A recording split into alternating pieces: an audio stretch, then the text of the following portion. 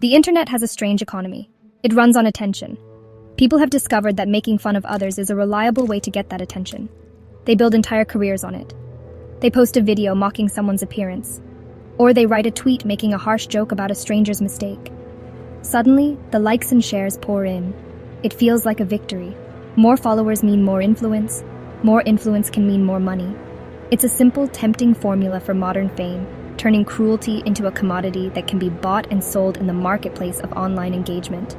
This business model is everywhere you look. You see popular YouTubers who react to cringe videos, their laughter echoing as they dissect someone's awkward dance or heartfelt but clumsy song. They are rewarded handsomely for it. Their subscribers grow, and so do their advertising revenues. They call it satire. They call it commentary. But really, it's just pointing and laughing on a global scale. The person being mocked becomes a character in their show, a stepping stone for their success. The audience joins in, feeling part of an inside joke, rarely stopping to think about the real person on the other side of the screen. The creators often justify their actions. They say they are just entertainers. They claim the people they target should not have posted such things online in the first place. It's a convenient excuse. It shifts the blame. It makes the act of public ridicule seem almost noble, like they are teaching a lesson about online privacy. But this justification is thin. It ignores the power imbalance. A creator with millions of followers has a megaphone. The person they target has only a whisper. The laughter is not just entertainment. It is a powerful force that can drown out everything else. This cycle creates a culture where meanness is monetized. Young people see this success and want to emulate it. They learn that the quickest way to get noticed is not by being kind or creative, but by being sharp and cutting. They learn that a witty insult gets more retweets than a thoughtful compliment. So they join the fray. They look for their own targets. They want their own moment of viral fame. They see the rewards, the adoration, the money. They don't see the hidden cost, the quiet damage being done with every click, or the potential dangers lurking just beneath the surface of this seemingly harmless game. What happens when the target isn't just some ordinary person? What if the person being mocked doesn't just get sad or embarrassed? What if they get angry? The internet is not a curated space filled with well-adjusted people. It is a vast and wild place. It is home to everyone. This includes people who are more ruthless than the trolls themselves. People who do not care about social rules or consequences. They have their own codes. They have their own ideas about justice. And they have the skills to find people who think they are safely hidden behind a screen name.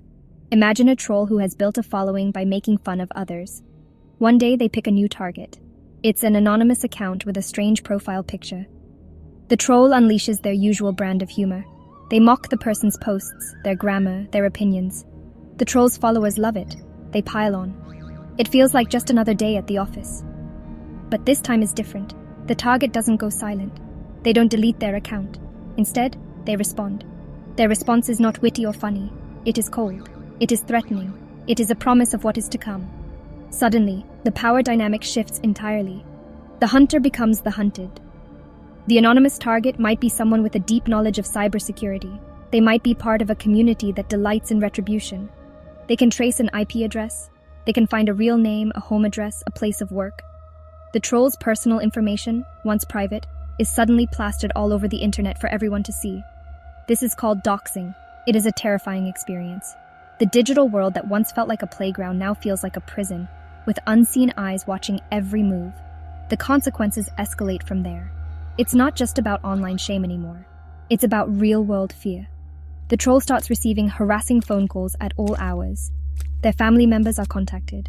Their employer gets emails detailing their online behavior. The digital prank has spilled over into reality, and it is no longer a joke. The person they mocked was not just another face in the crowd.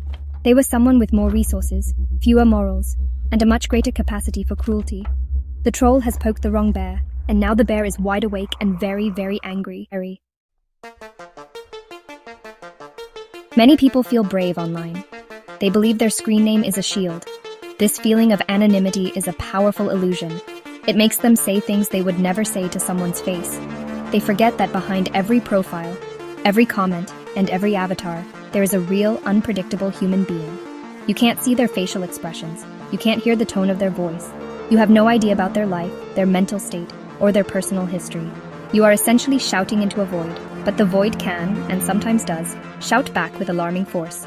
The risk lies in this very unpredictability. You might mock someone who is having the worst day of their life. Your careless joke could be the final push that sends them into a spiral of despair. Or you might offend someone with a history of violence and a short temper. They might not see your words as a simple online comment. They might see it as a profound and personal attack, a deep sign of disrespect that must be answered. The digital world flattens context, turning complex human interactions into simple text on a screen, stripping away the nuances that guide our behavior in the real world.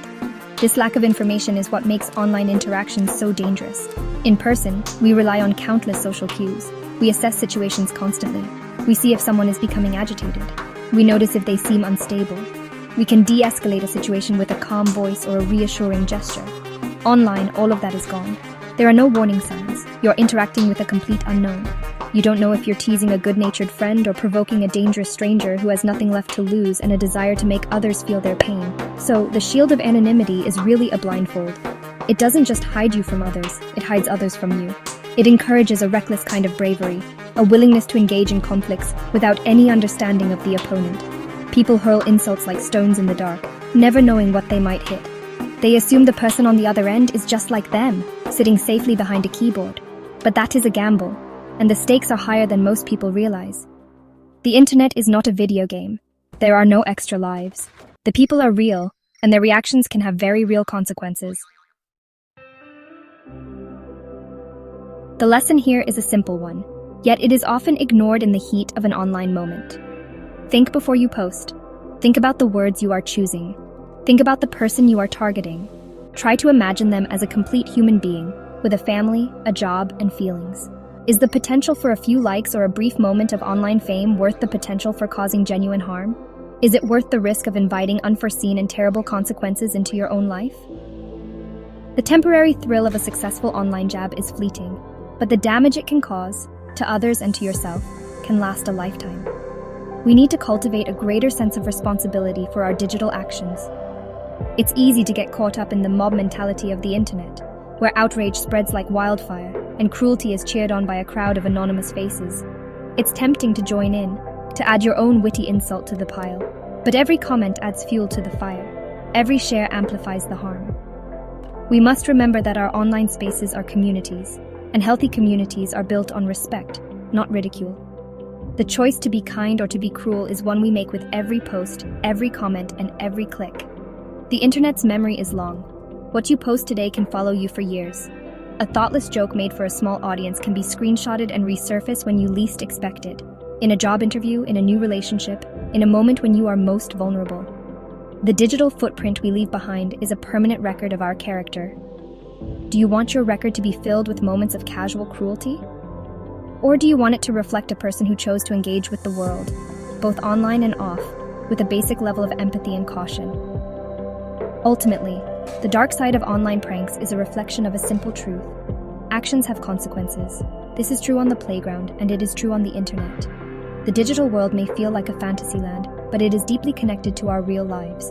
Mocking someone online is not a victimless act. You never know who is listening. You never know how they will react. Before you throw a stone into the vast digital ocean, consider the ripples it might create. They might just come back as a tidal wave, and by then, it will be far too late to take it back.